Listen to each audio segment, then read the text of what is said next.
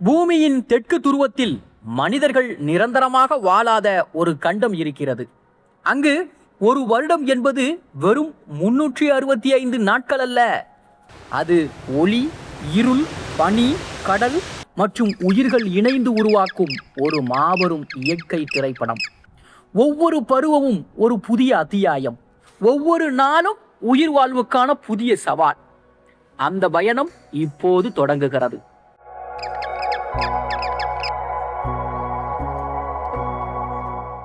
அண்டார்டிகாவிலே கோடை வந்துவிட்டது. September இறுதியிலிருந்து October மாதங்களில் சூரியன் மீண்டும் தெற்கு கண்டத்தை நோக்கி உயரத் துவங்குகிறது. பல மாதங்களாக இருளில் மூழ்கியிருந்த பனிப்பரப்பு மெதுவாக ஒளியை பெறுகிறது. நாட்கள் நீளமாகின்றன. பின்னர் ஒரு கட்டத்தில் சூரியன் மறைவதே இல்லை. 24 மணி நேரமும் வெளிச்சம் மட்டுமே. ஆக உலகில் மிகவும் வித்தியாசமான கோடை காலமும் ஆரம்பமாகிறது. கடலை மூடியிருந்த பனிப்பரப்புகள் மெதுவாக உடைய துவங்குகின்றன. பல மாதங்களாக உறைந்து கிடந்த தெற்கு பெருங்கடல் மீண்டும் திறக்கப்படுகிறது. சூரிய ஒளி கடலுக்குள் ஊடுருவியவுடன் நுண்ணிய பாசிகள் வேகமாக பெருகுகின்றன.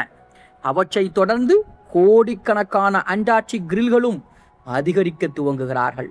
இந்த சிறிய இறால் போன்ற உயிரினங்களே அண்டார்டிகாவின் முழு உணவு சங்கிலியையும் இயக்கக்கூடிய மறைந்த சக்தியாகும். கிரில்கள் பெருகியவுடன் ஆயிரக்கணக்கான கிலோமீட்டர்கள் தொலைவில் இருந்த உயிர்களும் அண்டார்டிகாவை நோக்கி பயணிக்க துவங்குகின்றன. ஹம்பேக் திமிங்கலங்கள், நீல திமிங்கலங்கள், ஃபின் திமிங்கலங்கள் மற்றும் மின்கே திமிங்கலங்கள் தெற்கு பெருங்கடலை அடைகிறார்கள். பல மாதங்கள் இங்கு உணவறிந்து உடலில் கொழுப்பை சேமித்துக் கொள்வதே அவற்றின் நோக்கம். அண்டார்டிகாவின் கோடை திமிங்கலங்களின் விருந்து காலமாகவே மாறுகிறது. அதே நேரத்தில் கடற்கரைகளும் உயிர் பெடுக்கின்றன. ஆயிரக்கணக்கான எம்பரர், அட்டலி, ஜென்டு மற்றும் சின்ஸ்டாப் பென்குயின்கள் தங்கள் பழைய இனப்பெருக்க காலனிகளுக்கு திரும்புகிறார்கள். கடந்த ஆண்டில் பிறந்த குஞ்சுகளில் சில இப்போது வளர்ந்து முதல் முறையாக இனப்பெருக்கத்தில் பங்கேற்கவும் தயாராகிறார்கள். பனியால் மூடப்பட்ட அமைதியான நிலம் திடீரென ஆயிரக்கணக்கான பெண்குயின்களின் சத்தத்தால் முழங்க துவங்குகிறது. ஒவ்வொரு பெண்குயினும் தன் துணையை தேடுகிறது. சில ஜோடிகள் பல ஆண்டுகளாக ஒன்றாக வாழ்கின்றன. அவை ஒருவரை ஒருவர் குரலின் மூலம் அடையாளம் கண்டு கொள்கின்றன. தலை உயர்த்தி வணங்குவது, ஒரே நேரத்தில் நடப்பது, ஒரே மாதிரியான அசைவுகளை செய்வது போன்ற நடத்தைகள் புதிய இனப்பெருக்க பருவத்தின் தொடக்கத்தையும் உலகிற்கு அறிவிக்கிறது. விரைவில் முதல் முட்டைகள் பெற்றோரின் பாதுகாப்பில் உருவாகத் தொடங்குகின்றன. கடற்கரையின் மறுபக்கத்தில் சீல்களின் உலகமும் பரபரப்பாக மாறுகிறது. வெட்டல் சீல்கள் கடல் பணியில் ஓய்வெடுக்கிறார்கள். கிரெபீட்டர் சீல்கள் கிரில்களை தொடர்ந்து வேட்டையாடுகிறார்கள். லெப்பர்ட் சீல்கள் அமைதியாக நீருக்குள் மறைந்து கவனக்குறைவாக நீந்த வரும் பெண் குயின்களை எதிர்பார்த்து காத்திருக்கிறார்கள். அண்டார்டிகாவில் ஒவ்வொரு புதிய உயிரின் பின்னாலும் ஒரு வேட்டையாடி இருக்கிறான். கோடையின் நடுப்பகுதியில் அண்டார்டிகாவின் மிக குறைந்த தாவரங்களும் உயிர் பெறுகின்றன. பாசிகள், லைக்கன்கள், நுண்ணிய பூக்கும் தாவரங்கள் மற்றும் பூஞ்சைகள் பனியில்லாத பாறைகளில் வேகமாக வளர்கின்றன. இந்த வளர்ச்சிக்கு அவற்றிற்கு கிடைப்பது சில வாரங்கள் மட்டுமே. அதற்குள் அவை வளர்ந்து இனப்பெருக்கம் செய்து அடுத்த குளிர்காலத்திற்கு தயாராக வேண்டும். ஆக நாட்கள் நகர்கின்றன. திமிங்கலங்கள் தொடர்ந்து உணவருந்துகின்றன. பெண்குயின் காலனிகளில் ஆயிரக்கணக்கான முட்டைகள் பாதுகாக்கப்படுகின்றன. கடற்பறவைகள் வானத்தில் இடைவிடாமல் பறக்கின்றன. ஆனால் இயற்கை மெதுவாக தனது அடுத்த அத்தியாயத்தையும் துவங்குகிறது. சூரியன் வானத்தில் சற்று தாழ்ந்து காணப்படுகிறது. இரவின் முதல் சாயல்கள் திரும்புகின்றன. கடலின் விளிம்புகளில் மீண்டும் மெல்லிய பனிப்படலம் உருவாக துவங்குகிறது. இன்னும் சில வாரங்களில் இந்த ஒளி நிறைந்த உலகம் முற்றிலும் மாறப்போகிறது. ஆம், சில வாரங்களிலேயே அண்டார்டிகாவின் முகம் முழுவதும் மாறிவிடுகிறது.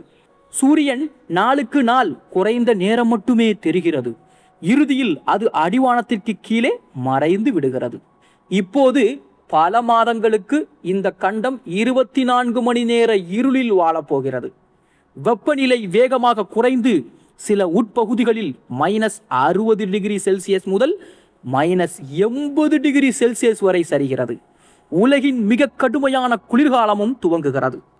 கடல் மீண்டும் உறைய ஆரம்பிக்கிறது. திறந்த நீர் இருந்த இடங்கள் சில நாட்களிலேயே மெல்லிய பனியாக மாறுகின்றன. பின்னர் அந்த பனி நாளுக்கு நாள் தடினமாகி ஆயிரக்கணக்கான சதுர கிலோமீட்டர் பரப்பில் புதிய கடல் பனியையும் உருவாக்குகிறது. இந்த பனியே பல உயிரினங்களுக்கு அடுத்த சில மாதங்கள் வாழ்வதற்கான மேடையாகவும் மாறுகிறது. இந்த நேரத்தில் எம்பரர் பெண்குயின்களின் வாழ்க்கை அதன் மிகவும் கடினமான கட்டத்தை அடைகிறது. பெண்குயின் முட்டையை ஆண் பெண்குயினின் கால்களின் மீது மிகவும் கவனமாக மாற்றுகிறது. அதன் பிறகு பெண் பல 10 கிலோமீட்டர்கள் தொலைவில் உள்ள திறந்த கடலை நோக்கி உணவு தேடி செல்கிறது. அடுத்த 2 மாதங்களுக்கும் மேலாக அந்த ஒரு முட்டையின் உயிர் முழுவதும் ஆண் பெண்குயினின் பொறுப்பாகவும் மாறுகிறது. ஆயிரக்கணக்கான ஆண் பெண்குயின்கள் ஒன்றோடொன்று நெருக்கமாக நின்று ஒரு உயிருள்ள சுவரை போல மாறுகிறார்கள். வெளியே நிற்பவர்கள் கடும் காற்றை எதிர்கொள்கிறார்கள். பின்பு மெதுவாக உள்ளே நகர்கிறார்கள். உள்ளே இருந்தவர்கள் வெளியே வருகிறார்கள். இந்த இடமாற்றம் தொடர்ந்து நடைபெறுகிறது. ஒருவரின் உடல் வெப்பம் மற்றொருவரின் உயிரை காப்பாற்றுகிறது. ஆக அண்டார்டிகாவின் பனிப்புயல்கள் இப்போது உச்சத்தை அடைகிறது. மணிக்கு 200 கிலோமீட்டருக்கும் அதிக வேகத்தில் வீசும் காற்று பனியை வானில் சுழற்றி வெள்ளை இருளையும் உருவாக்குகிறது. சில நேரங்களில் சில மீட்டர் தூரத்தை கூட பார்க்க முடியாது.